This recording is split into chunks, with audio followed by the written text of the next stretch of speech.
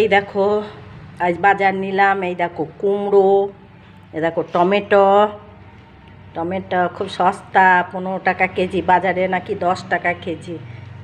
ভুল করলাম, কালকে এই ছেলে এসে বাজার থেকে আনতো। আর এটা চন্দ্রমুখী আলু 20 টাকা কেজি নিল। আর এমনি আলুটা 15 টাকা কেজি, কিন্তু সেদ্ধ হচ্ছে না ভালো, তাই চন্দ্রমুখী নিলাম একটু। আর এই কুমড়ো,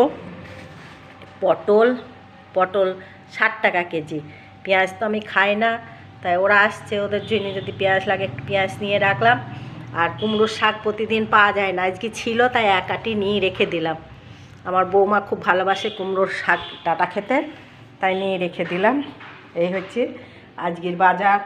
আর এই যে যা দিয়ে গেল, জিলাপি দিয়ে গেলাম।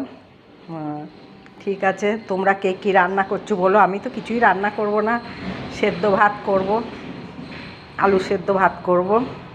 দই আছে, একটু দই পেতে রেখেছি, ওই দিয়ে আমার দিব্যি খাওয়া হয়ে যাবে। বলো, একা রান্না ভালো লাগে না তো। তোমরা কে কী রান্না করছো বলো।